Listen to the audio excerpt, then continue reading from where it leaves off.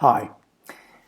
Let's start by allowing me to draw your attention to the title of this particular video, which is PMO Anonymous, number one. And what I'd like to do today is tell you why these titles are going to be PMO number one, number two, number three, number four in a series. But I'd like to describe for you, or explain to you, I should say, why is the title PMO Anonymous, and in this case, number one. So here's how and why I would describe the title the way that I have and will be doing in the future. There are people who have problems over here, and then we're going to differentiate them from people who have problems over here. You'll understand what I mean in these two categories as I explain them right now. People who fall into this category over here are people who have bad habits. Everybody falls into this particular category. Everyone, young people, old people, women, men, old women, everybody has bad habits. And they're annoying. They can be somewhat disruptive. They lessen the quality of the individual's life who have bad habits. And sometimes those bad habits work their way out and have consequences in the life of the people who they're married to, the children that they have, the people that they work with, and so forth and so on.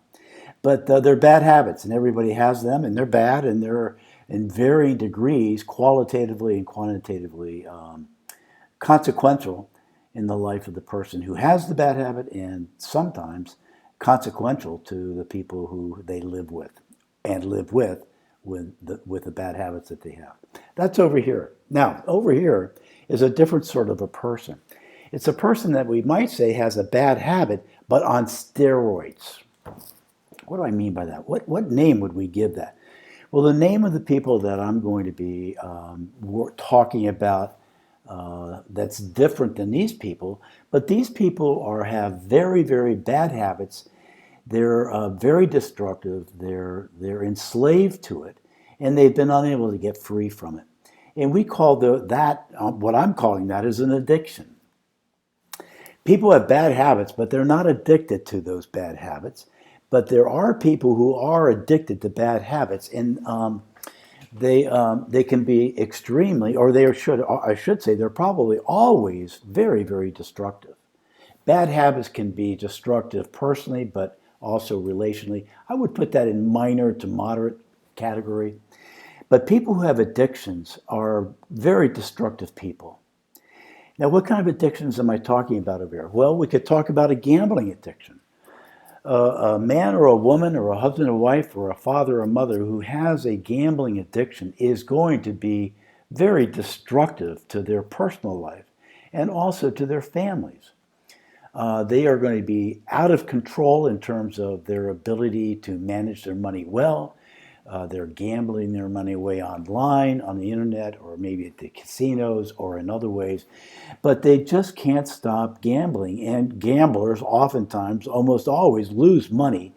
But this person is someone who's losing tens of thousands of dollars of money, that's redundant there, but they're losing tens of thousands of dollars in this gambling habit.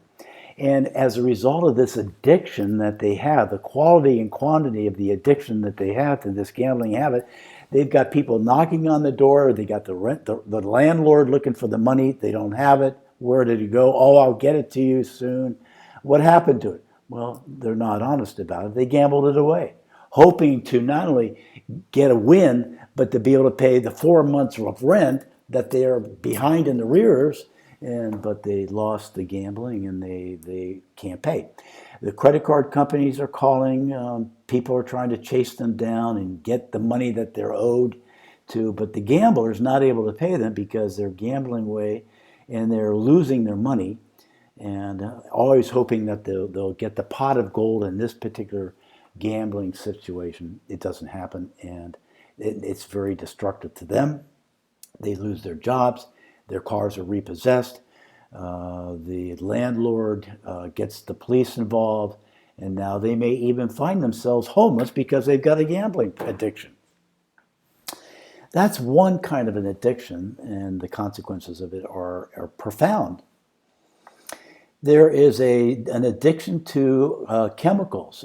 We could talk about alcohol, or we could talk about cocaine or heroin or pot or any number of those things. But people who are addicted to those kinds of substances are always extremely destructive to themselves and extremely destructive to the family members if they happen to be living in a family. Someone who's addicted to heroin, their life is going to be total chaos and total destruction.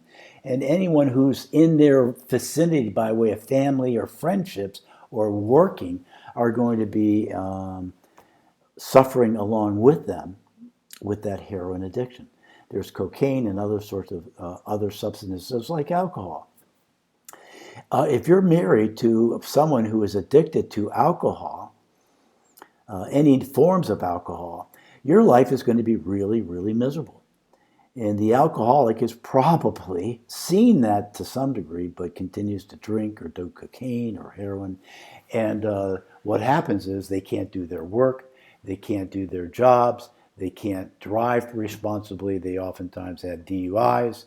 So many DUIs, as their license is taken away. Now the family's going to have to drive them. And it's very, very destructive. But that's an addiction. Someone who is enslaved deeply and with severe personal and relational and financial and other destructive things that come along with the addiction. Now, we've been spending a lot of time over this YouTube channel of mine talking about the addiction of people who do PMO. Pornography, masturbation, and orgasm similarly can be an addiction and oftentimes is an addiction. We know that men in particular who have in their 30s an addiction to PMO, it probably started in junior high, they carried it through high school, they did it through college, they did it in their dating life, they were doing PMO 2 or 3 times a week, if not every day, as they were working toward a career, and they perhaps lied about it when they got married, but nonetheless they've carried it now, it's in their marriage, and it's an addiction, and they have tried hundreds and hundreds and hundreds of times to stop doing PMO, pornography that leads to masturbation, that leads to an orgasm. But they've been unsuccessful in it, and they are addicted now to this particular form of addiction, PMO, pornography, masturbation, and orgasm. It's really, quite honestly, and we've talked about this before in previous videos, it's really an addiction to the orgasm. It's really addiction to the orgasm. The orgasm has become so important to my life that it's the way that I deal with boredom, I deal with anxiety, I deal with fear, I deal with depression, discouragement, I quarrel and fight, worry and anxiety. If I'm overwhelmed with those sorts of feelings, well, I have found in PMO, and particularly the orgasmic experience, it pushes out my anxiety and I can settle down.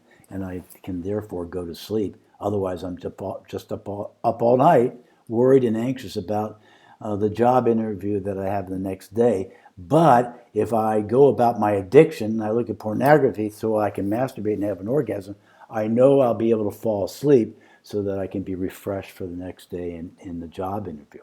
That's the way this addiction works out in the life of one particular person. There are many ways that it works its way out. But it is an addiction. Okay, now, back to our title of our series of videos, of which this is number 1. We've titled this video PMO Anonymous, number 1. And we're doing that because of this. Alcoholics Anonymous, AA, Alcoholics Anonymous has learned some very, very important things that are necessary for people who attend Alcoholics Anonymous. They've got to implement certain things in their life, the members who attend AA. They have to attend to strategies in their addiction in the hopes that as they practice the expertise that those who go to AA have, particularly the leaders, obviously, if they implement these AA strategies, then one day possibly they might be able to be set free from this addiction. And the strategies that they've employed have been very helpful in helping them to eventually be free from the enslavement to this addiction to alcohol. Now, what are those strategies that Alcoholics Anonymous has brought to their addictive groups that have proven to be successful and helpful to their members? Are there things that they have acquired and learned about addictions that we can apply to people who are addicted to PMO? And I think the answer to that is clearly yes. So I want to start a new movement. Perhaps we can start it today, October 20th, 2023, and we're forming an organization, at least videos, a series of videos that are going to be called PMO Anonymous. We're going to take the things that have been helpful to people who have had addictions in alcohol. We're going to pull out some of the things that they've learned that are necessary that their members have had to apply to be free, and we're going to look at those things and apply those same things to people who have an addiction to PMO.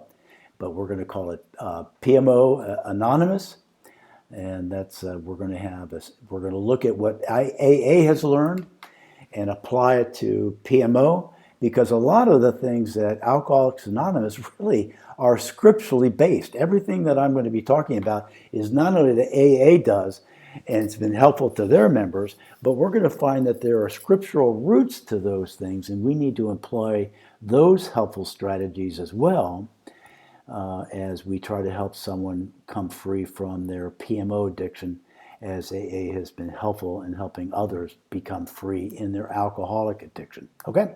So that's why we have the name PMO Anonymous. We're stealing that word anonymous, but we're also saying that Alcoholics Anonymous are pros in dealing with addictions. What can we learn from them that will be necessary for people who are struggling with PMO? They too will need to employ these helpful strategies in their own lives. Okay, so this is number one, called PMO number one, the introduction. And when we get around to uploading PMO number two, we're going to look at one thing that Alcoholics Anonymous does with their members that is, I think, needs to be done and employed as a strategy for those who are struggling with PMO. And we'll get to that in our next video. PMO titled number two. We'll hope to upload that hopefully very soon. But thanks for being with me, and I look forward to sharing these things with you, because they are necessary matters that need to, and strategies, I should say, that will help you to become disengaged from the slavery to PMO.